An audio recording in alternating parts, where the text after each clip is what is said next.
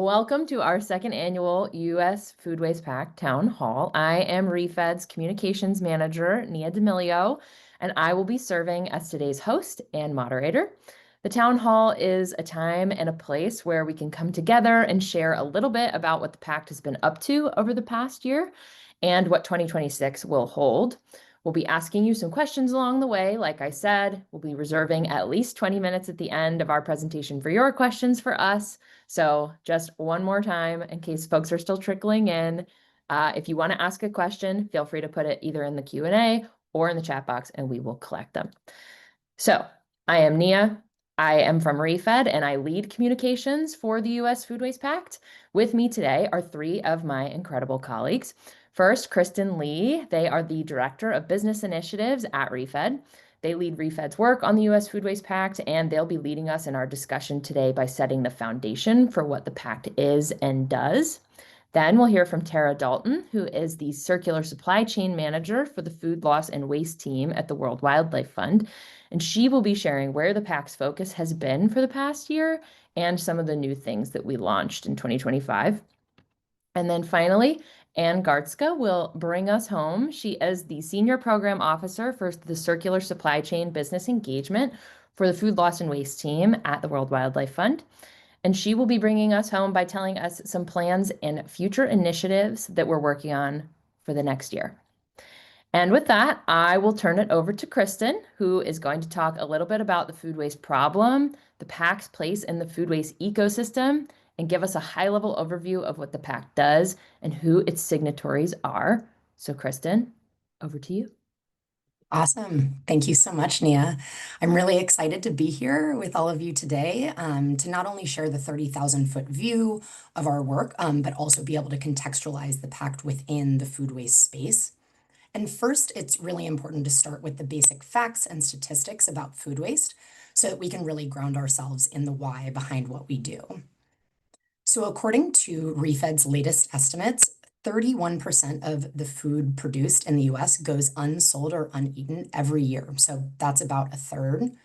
Food waste has a wide-ranging set of impacts for the planet, people, as well as for profit.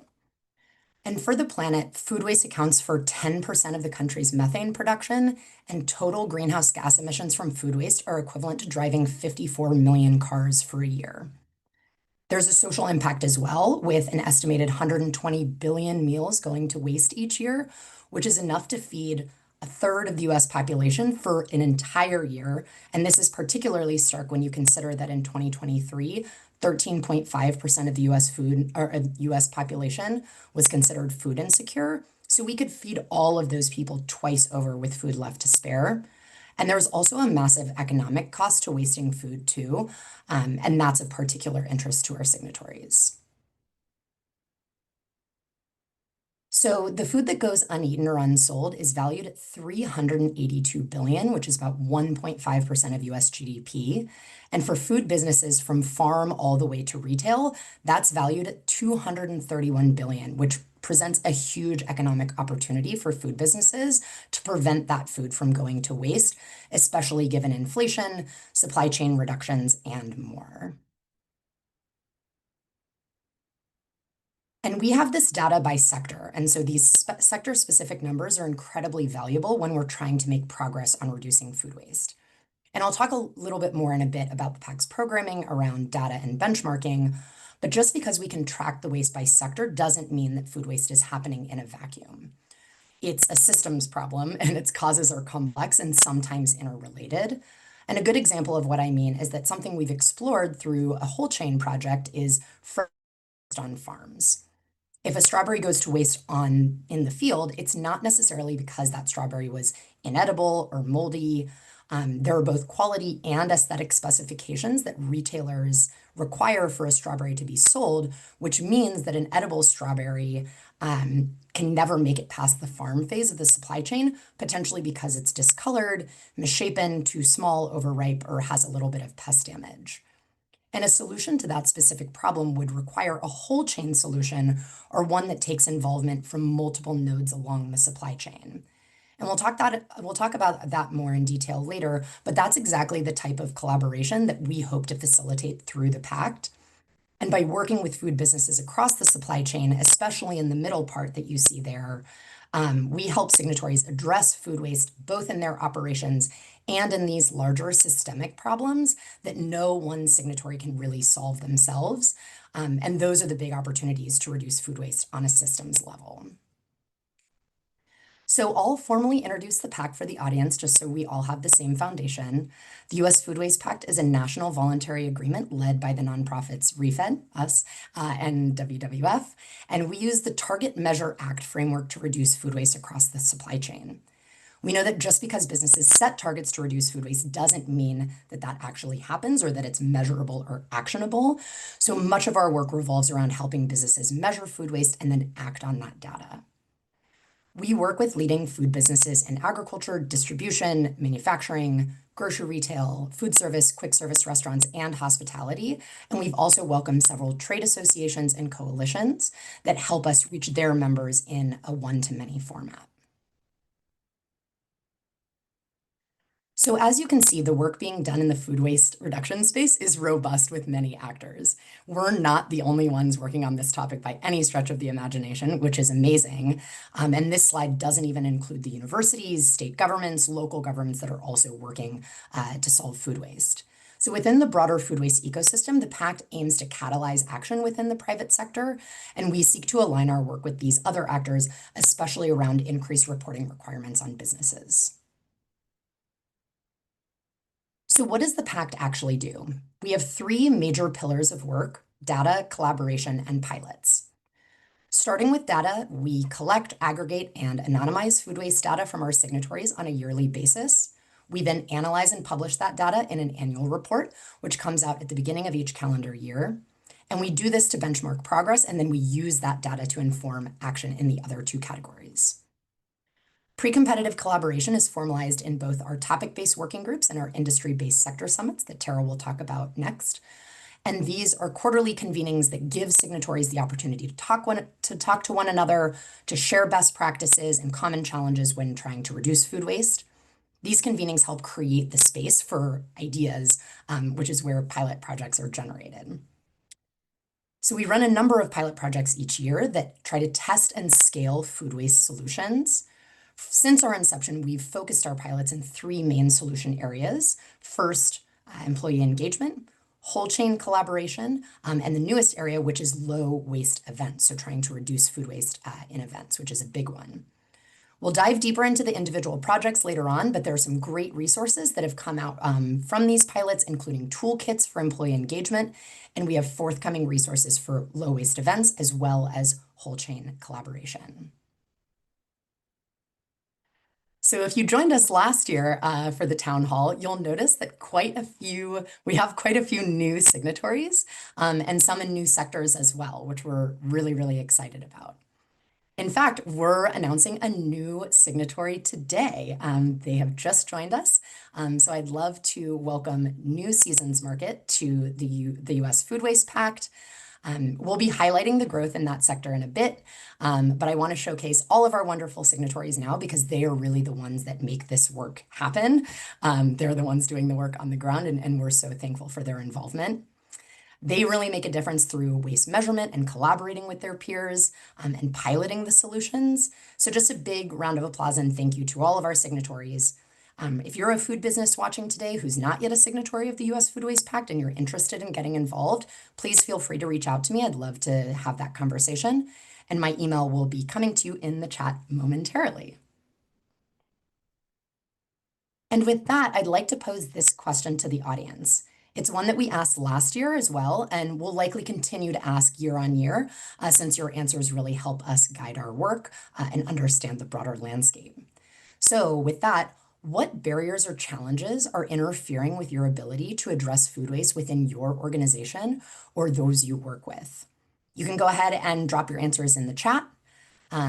We'd love to hear from you to better understand where those barriers or challenges are coming in. Great, I see some folks dropping things in the chat. And with that, I will turn it over to Tara.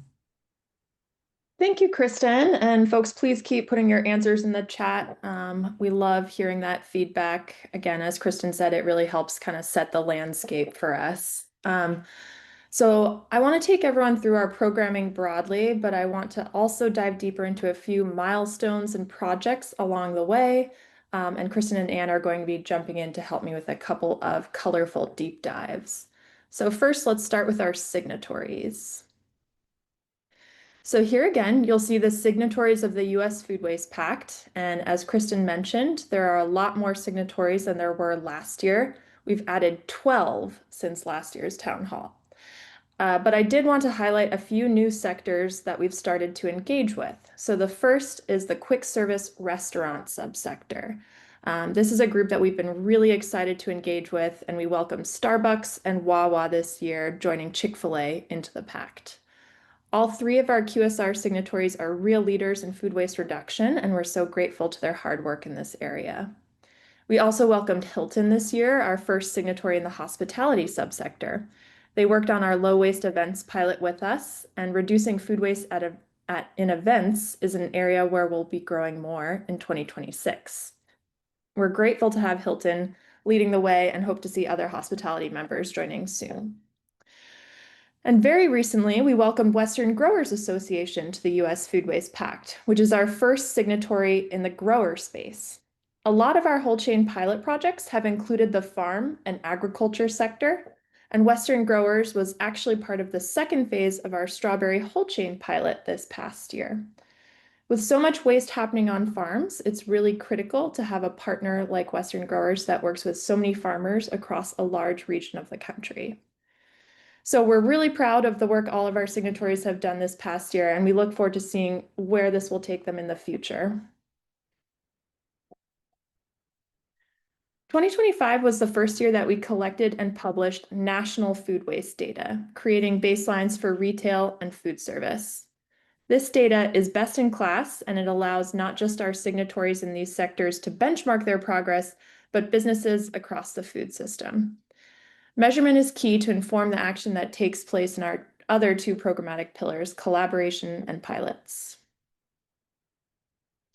And one thing I did want to highlight was our recently updated measurement tools, which have helped us aggregate and analyze this data more efficiently and effectively. Our signatories use sector-based calculators to measure their food waste data, and this year they were the first ones to pilot a brand new web application.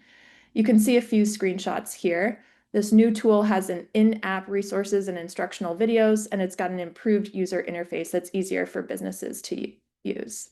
So the simpler we can make this process for our signatories, the stronger our data collection processes become, and we're really excited to roll that out this year. Moving on to our convenings. Like Kristen said, we host quarterly topic-based working groups and quarterly industry-based sector summits. This year, we introduced one new working group, Consumer Engagement and Environments. This came out of signatory feedback and desire to have a place to talk about engaging consumers in food waste, whether through portion sizes at restaurants or messaging in stores. The bulk of the waste in this country occurs at the household level when you look at just any one particular sector. So it's critical that we think about how upstream can impact this downstream waste. Signatories felt that dedicating a space to have these discussions about ideas and best practices was important. And then also with the growth of our signatory base, we added a sector summit for our quick service restaurants so that they can talk pre-competitively about the practices and challenges that are unique to their subsector.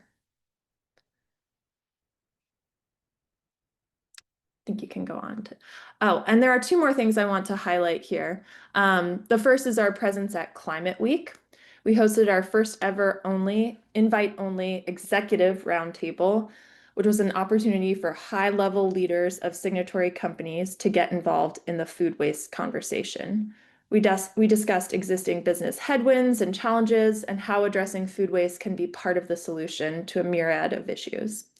One of the biggest takeaways was that businesses really see value in collaborating with each other across the supply chain to maximize impact.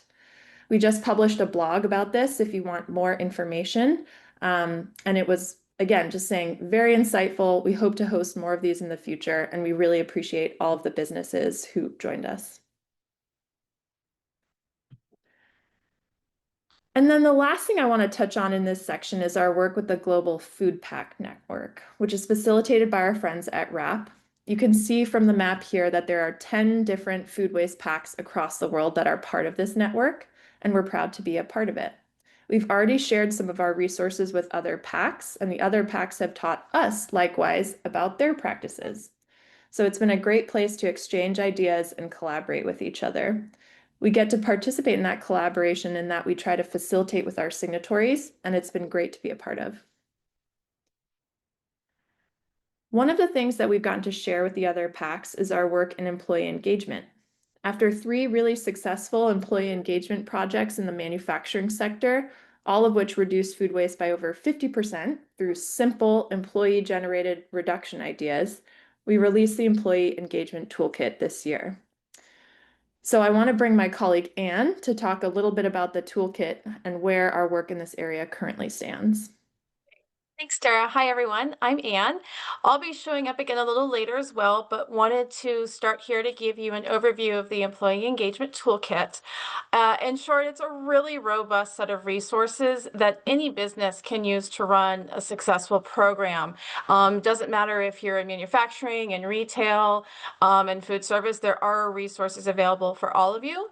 The resources are broken down into materials that get the effort started and help secure buy-in from leadership teams. Then after that, there's a whole suite of educational content to show employees what it entails and what food waste is. Those resources are both available in English and in Spanish. And then the rest of the resources pertain to the employee engagement competition, which is a friendly and robust way to help generate food waste reduction ideas from employees. They're sometimes the best eyes and ears to see where there's opportunity. The content in the toolkit helps facilitators run these competitions, implement the ideas, and measure the results. So it really is a comprehensive set of resources to make this come to life. And as Tara said, we've shared this with other PACs around the world since these programs are very low cost and very high impact, and we want to see that impact go as far as it possibly can. We're going to drop the link to those resources in the chat, so take a look at those when you have time. On a related note, I wanted to mention that we completed an employee engagement project in food service this year. So if you think about our sector collaboration, the idea jumped across the sector. This project was our first done at a national scale. It touched on 10 different kitchens across the country. A lot of resources and ideas were generated from this specific project, including site-specific case studies that can be used as inspiration, and then specialized resources for kitchen staff. So food service folks on the call, check out these resources as well. They've also been dropped into chat. And then I'm going to hand this back to Tara. All right, thanks so much, Anne. We're glad that we're able to offer these resources and hope that you all find them useful when trying to implement your own employee engagement programs potentially. And let us know if you do, please.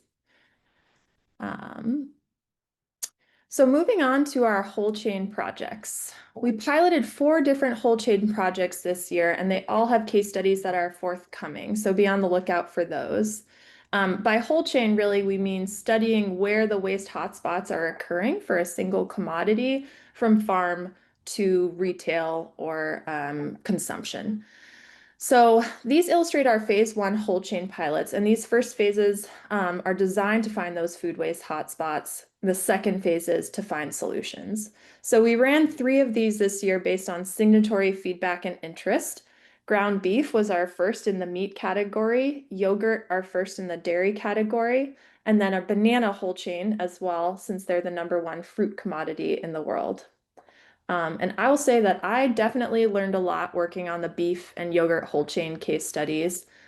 Quick poll for the group.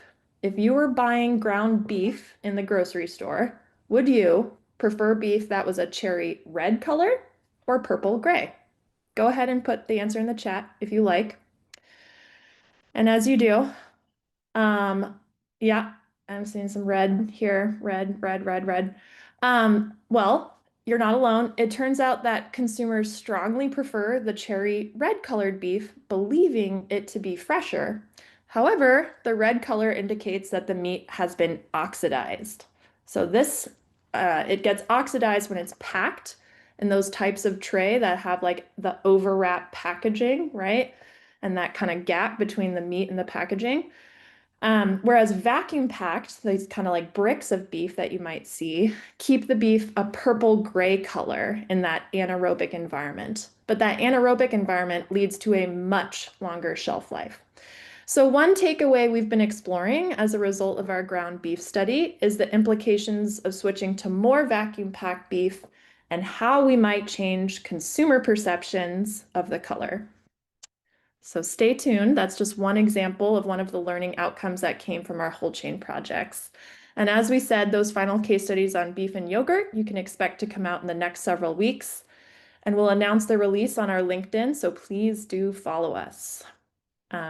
I want to turn it over to Kristen now to talk about the phase 2 pilot we ran this year on strawberries.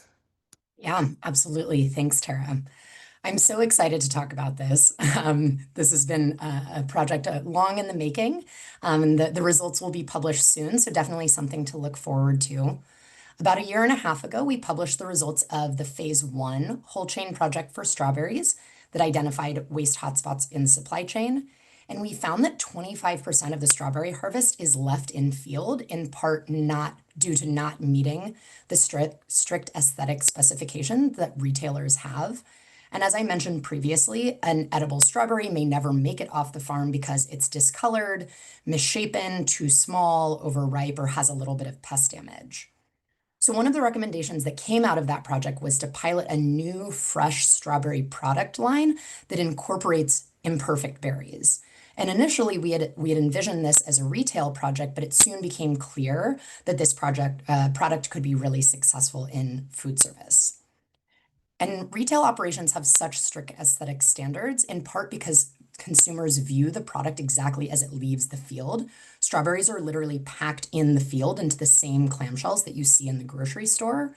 In contrast, food service culinary teams often process the product into different recipes, which gives them more flexibility to utilize different grades of produce. So this pilot explored the financial and operational viability of incorporating imperfect strawberries for both growers and for food service accounts, allowing the grower to command a higher price for their second harvest or imperfect strawberries, while also producing cost savings for food service account without cannibalizing sales. We worked with 3 awesome packed food service signatories that collectively represent over 25% of the contracted food service market share for corporate dining. And a total of 34 accounts between Northern and Southern California tested the product for a 7-week period between July and September of this year. So a big shout out to those companies as well as the participating accounts. We really appreciate your willingness to innovate with us. And the pilot yielded really impressive on-farm strawberry loss reductions for the grower. As a result of the pilot, we saw over a 50% reduction in the total strawberry loss rate. And I can't offer too many more details as we're still compiling results, but we hope that you read our phase 2 case study when it comes out. And with that, Tara, back to you. Great. Thank you, Kristen. Looking forward to seeing those results. The last subject area I want to highlight is our work with venues and event planners on reducing food waste in events. So this was another national pilot we ran, and we're developing some additional resources like guidelines and a toolkit to go along with the case study results. So as you can see here, there is a big gap between event planners thinking about food waste reduction and then planners also feeling like they could take action to address food waste in events and collaborate with their venues, with the hotels or convention centers that they're holding their events at. So we piloted a set of guidelines and best practices for both event planners and venues, and we'll be publishing those results in the new year. Just to give you kind of like a quick sneak peek of a finding, we're probably all aware that service styles in an event makes an impact on the amount of food waste. So I'm big on these kind of questions to the audience, but what do you think tends to have higher rates of waste? Plated meals or buffets? If anyone wants to put a guess in the chat there, I'll give you a second. So plated meals being like you're served your plate of food, buffets. Everyone knows what a buffet is. Buffets, plated. Okay, so our pilot found that buffets had the higher rates of waste. Only just over half of the food served at buffets on average was consumed, whereas about 74% of plated meals were consumed. However, plated meals were seen to be the more expensive waste per pound. So there'll be some interesting stats coming out there in the case study that you can dive into deeper. But we'll kind of conclude this slide with just saying that hospitality and events is a new area for us. And Anne will talk a little bit more about what our plans are for events in 2026. So please stay tuned. And now it's time for another question. What's a resource you'd like to see come from the Pact?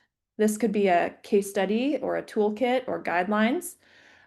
Give us the title or a quick description of what that resource might be, such as, to give you some examples, maybe it's understanding food donation liability laws for the QSR sector, or uses of AI in reducing food waste for retail. What's that resource that would be really helpful for you or people you work with? And while you're typing those answers into the chat, I'd like to bring out Anne again, and she'll be able to lead us through a conversation about the exciting things we've got planned for 2026. So Anne, take it away. Thanks again, Tara. Definitely everyone, please keep putting those answers in the chat while I move us along in the presentation. Also keep your questions coming too. Both the chat and the QA feature are enabled for that. We'll be collecting them along the way and responding toward the end of the session. I want to now give everybody a sneak peek into some of the more programmatic things that we're planning to do in 2026, including some new areas and initiatives that we'd like to explore. So first, starting with those programmatic plans, and these are very much continuing to grow and iterate on the things we already do. So we'll start with data. Next year is the first year we'll be able to publish trend data in both retail and food service, and this is super exciting progress. Publishing those baselines in 2025, collecting a second year of data allows us to start looking at year-over-year trends, which really can tell us about progress across the supply chain to reduce food waste. So again, a huge shout out to our signatories for contributing that data to allow us to be able to report on this. The second area of programmatic work is with our convenings. We're going to start testing some new working groups and some new formats. We're doing this to explore some new topics, and we're piloting new formats to test different cadences and information sharing models. We want to make sure we're responsive to new information and to the growing pool of signatories and the way they would like to engage with us. We want our convenings to be valuable and to explore topics as they come, so we look forward to building some new paths in that pillar. Moving on to another area of innovation and initiative is our pilots, projects, and resources. We're going to continue our investment in pilots that deliver insights and line of sight on scaling solutions. I think the example that Kristen shared with strawberries is a perfect example about that scaling. On the whole chain front, we're still determining a few final commodities that we'll be exploring in the whole chain space, and then looking to deliver a whole chain toolkit next year so that other organizations in the space, as well as organizations like our signatories, can execute their own whole chain analyses. We'll be scaling our low waste events by piloting some of the identified solutions that came out of this year's project. So we'll be looking to invest in that space as well. And then additionally, we'll be deploying some sector-specific solution adoption surveys with our signatories, kind of a way of helping them assess where they stand and where they need to focus their work. This final tool, the sector-specific solution adoption survey, will help those businesses act on areas where they can have maximum impact and also help them understand where they sit in the wider food business landscape. And then the last thing I want to call out here is that when we'll be publishing more resources, like the Whole Chain Toolkit, we're also going to be adding additional resources that include more informational material aligned to industry best practices and industry insights. So smaller, tighter, more focused materials that will really, we hope, move the needle on some small areas of impact. So stay tuned for those as well. As Tara said, follow us on LinkedIn to keep an eye on these resources coming out. And then moving into policy, this is a newer area of interest for us. And really it's us leaning into requests from our signatories and delivering some ad hoc support this year around policy. When the One Big Beautiful Bill Act passed a few months ago, we held a closed informational session for signatories about how that legislation would affect food businesses. We've also shared the Food Date Labeling Act industry letter with signatories in the event that they would want to support that effort. Now, the pact is not an advocacy or lobbying organization, and we don't intend to become one, but this is an area we know is important to our signatories, so we're actively incorporating more informational opportunities where it makes sense, and we're exploring additional support coming from the Zero Food Waste Coalition to guide our signatories through some of these topics. And then finally, pivoting to international. The final piece I want to touch on goes back to the international work that Tara talked about. We want to continue to be both leaders and partners on the global stage when it comes to food waste. We want to welcome more regions and countries to these efforts. We also want to continue to attend these global events like Climate Week and COP to exchange ideas with international leaders on the subject. And as Kristen said at the very beginning, food waste is a systemic problem. It takes everybody across the food system to solve this problem, and much of our food travels globally, so we need to be looking at solutions that account for that. Over this year, we've had some exciting engagement with our peers, and I wanted to share some of those specifics with you. We've been collaborating with the PACs in New Zealand and the Netherlands on their prior efforts to inform our potential whole chain project in bread. It's really exciting that we can look to the work that they've done, and we don't have to start at zero. We can actually leverage and partner with them on their work. And then we've also sort of return that favor by sharing out our employee engagement work here in the US with our peers and their signatories in Australia, New Zealand, and we're looking in the near future to do so with Mexico. And with that, that is what we've been up to since our last town hall. It's been a very busy, productive year. We've been excited to share about it with you today. I hope you've learned some new things, found some new resources to use. I'm now going to pass it back to Nia, and she'll get us started on some of the questions that have come in so far. Yes, thank you, Anne. And thank you, Tara and Kristen, for guiding us through your sections as well. You are working on a lot, and I often have a front row seat to this, but having it all like in one place was actually pretty amazing to listen to. So thanks for going through all that. I appreciate the breakdown. I'm sure our audience does as well. I will say again, we have been collecting a couple of questions, but now is definitely the time that we'll be asking those questions. So flood the chat, flood the Q&A with your questions, and we will spend the remaining time answering whatever it is you might be wondering about. So I want to start first with a question about recruitment, and I'll probably pass this to you, Kristen, but everybody can chime in. We had a specific question about a specific sector of recruitment, but I thought it might be a good opportunity to talk about our broad recruitment goals. So where is it exactly that we're focusing on recruitment and building our signatory base, as well as like building programming for our existing signatories? Yeah, absolutely. So in this upcoming year in 2026, we're really focused on building out the quick service restaurant sector in a more robust manner, as well as hospitality. Like Tara talked about, we have recent additions in trade associations as well as Western growers.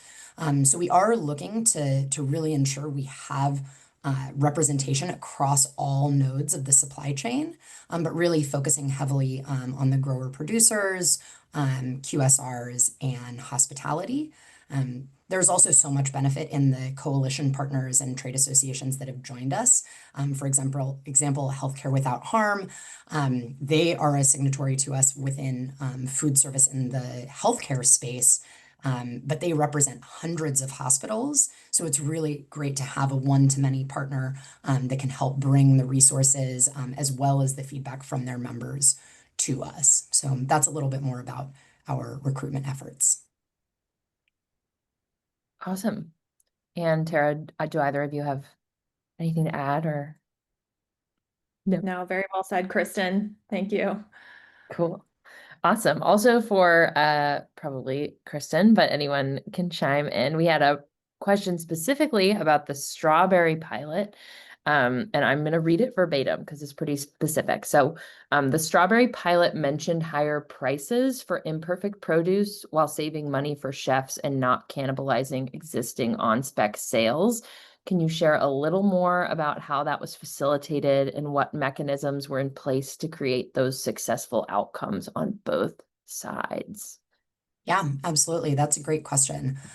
So this really was a test. We were trying to understand if that was possible for us to create that right balance for both growers and food service operators. For the project, we did work with a produce broker who was familiar with the landscape, familiar with the prices that strawberries typically go for. So we, from an antitrust standpoint, were not involved in the actual SKU costs. But the produce broker that we worked with was able to help facilitate those conversations.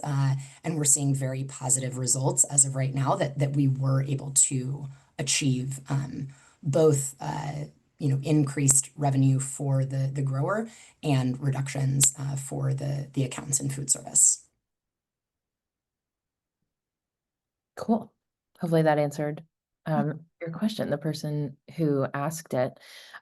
Something that came up in the barriers question that we had asked the audience was around mandates and regulations. And I know that these things vary by state. These are things that this team has dealt with for a long time. So I wonder if it would be helpful for any of you, all three of you, to answer some questions about when we're doing pilots and when we're working with our signatories, how do we account for some of those mandates and regulations and the differences between states and jurisdictions? That might be helpful because a couple people brought that up in barriers. I could take that one. I think looking ahead to 2026 and beyond, we're definitely aiming to kind of put more attention into policy and state regulation and how that maybe informs our pilots that we choose, where they touch down. We definitely hear from our signatories that they'd like to lean in to working with stores or individual hotels that are in states where these organic waste bans occur, because that is a strong driving force. So let's lean into that, right? Let's figure out what are the kind of on the ground resources that we can provide there. So while policy is not going to become like a focal point for the US Food Waste Pact, we are planning to work with other groups such as the Zero Food Waste Coalition, which both ReFed and WWF help support, to kind of align with them and understand when there are opportunities for our signatories to learn about upcoming related food waste policy or to provide feedback in different ways. I think Kristen mentioned, or Anne mentioned, our webinar on OBBBA just a month or so ago, and we had great attendance from that, and definitely a lot more appetite from signatories for kind of diving into policy.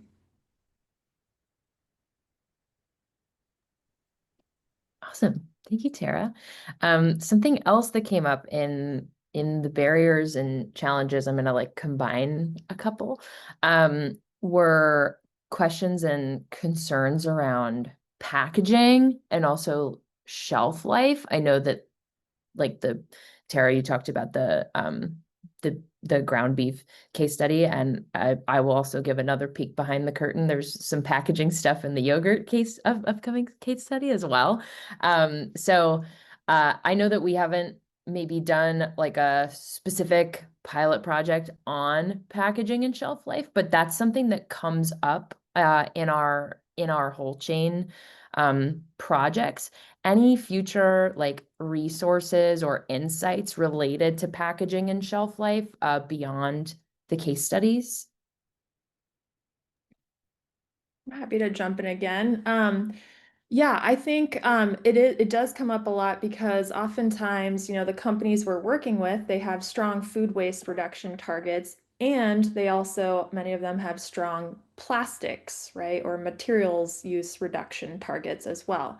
And sometimes those two can seem at odds with each other, right? If you reduce the plastic packaging on X certain product, well, is that going to impact the shelf life? And so um, we definitely see it as like it's like sort of a topic area that we need to keep an eye on and that we need to be constantly discussing. And we could see like future for potential kind of round tables or sort of task forces to work on this. We know that already several of our signatories are already doing that individually. And so I think it could be an interesting place to explore in the future for the pact to kind of do more intentionally and collectively. Because you're right, Nia, packaging often comes up as either a solution or a hindrance to food waste reduction. So definitely something to look at more. And one thing that I'll just add on to that, in terms of participating in the Global Food Waste Pact, this past year we were lucky enough to have that convening happen simultaneously with the plastics pacts. So whilst there was a gathering of all of the the different countries who have food waste pacts, simultaneously there was a convening of the plastics pact. So we got to chat with the U.S. Plastics Pact about the work that they've done and any opportunities for overlap. So like Tara said, definitely on our radar, something that signatories have brought to us. And yeah, tons of opportunity for exploration. Awesome. I want to touch a little bit on employee engagement because that's like a program that or a project area I'd say that is almost like in a completely different phase than our other project areas, whole chain collaboration and low waste events. But Anne, you talked about the toolkits, and I think that these are resources that people are finding. And like you said, that like on a global scale, we are definitely showing those resources to other countries. But I did just want to ask for you to jump in and talk a little bit about the feasibility of running those employee engagement programs, either in other sectors beyond manufacturing, or like what's the best way to scale those projects in multiple facilities rather than just a single location. Absolutely. I think what's really lovely about the employee engagement toolkit, and I hope we will sort of model this with our forthcoming toolkits, is that if you have organizational capacity, both financial and time, and the leadership, you can execute the entire program end to end. But we all know that's not always the case. We're time constrained, we're resource constrained, and so it's designed to go back to the buffet analogy. You could take parts of it off of the buffet and execute the elements that are feasible for your organization. So it's like a college course, but you can audit the different parts.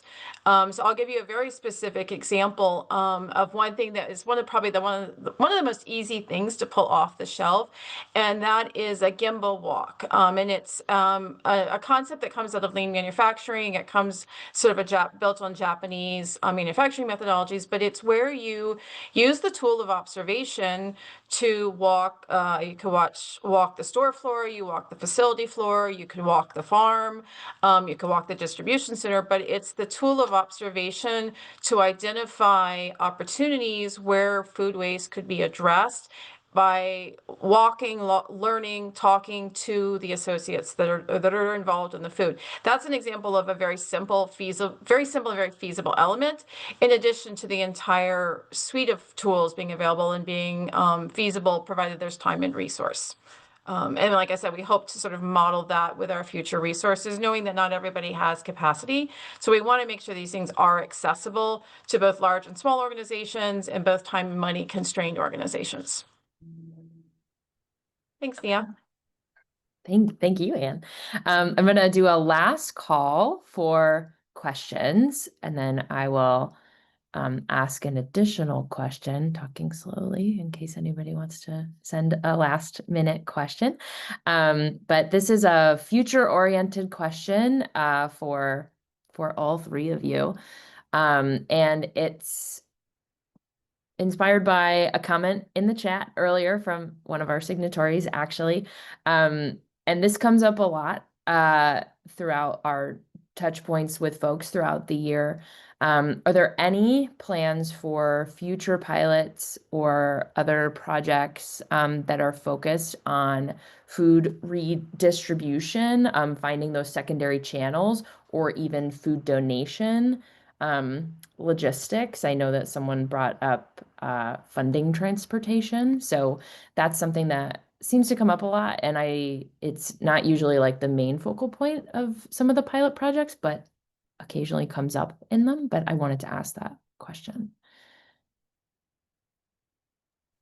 Yeah, one of the things that we heard from signatories, especially with the passage of the One Big Beautiful Bill Act, that has provisions that can impact the how C corps essentially, write off or get a tax deduction for donated food. There's concern from signatories and businesses around how that might impact food recovery efforts. And so I think that's definitely something that we've heard from folks. We're working on a resource right now in terms of tax deduction and how folks are taking advantage of that for their food recovery practices. Similarly, we're really excited to hear that the Harvard Food Law and Policy Center, they're working on updated guidance of their tax deduction documentation that will be available next year. So really excited to be able to share that out with both signatories and the broader food business ecosystem. And I'll chime in too that I was excited to see someone put in the chat that a resource they'd like to see is how might food service companies utilize second grade or imperfect produce and how to mitigate for changing seasonality and such. That's very exciting to hear because that is something that we are thinking about and planning for as kind of a part 3 to our strawberries whole chain project. Next year, we are trying to think about how do we help scale the learnings from the strawberry food service pilot and support others with kind of developing that imperfect second grade market channel. So Awesome. Thanks for that addition, Tara. Well, if anyone has any last minute questions, we'll be on for a moment longer, but otherwise, I want to thank our panelists, the wonderful U.S. Food Waste Pact team, for all of their work in today's webinar. We will wrap up. This is not the end of the conversation, though. Of course, we are pretty available. So we have a couple ways for you to get in touch with us and stay in touch with us as we keep doing more things. So I know that Tara and Anne, maybe also Kristen, mentioned that you could follow us on LinkedIn. That is where we push all of our latest announcements and updates. If we publish something, you'll see it there first, as well as our website. So definitely make sure that you're following us on LinkedIn. And also you can visit our website and you can fill out a contact form there if you're interested in learning more. That's also the best place to find the hub of all of our resources. And we've also recently updated our website so that hopefully things are a little easier to find. So check it out. You can also always reach out to one of us if you've got a question we didn't get to or a question comes up later for you. Kristen's email is on the screen, and mine follows the same nomenclature. It's my first last name and then @refed.org. So we'll get you to the right person if you want to email either of us, and we can make sure you get an answer. And this recording will be shared in a follow-up email, hopefully to be sent out tomorrow. It'll also exist on Refed's YouTube channel later today. So you can always feel free to come back. Make sure you get the info that you need, and then, yeah, follow up with questions if you want. So thank you all for taking the time to hear all about the U.S. Food Waste Pact. And we are particularly grateful that you've shared your questions and your feedback with us. We really, really appreciate it. Have a great rest of your week, and we look forward to seeing you at the next town hall.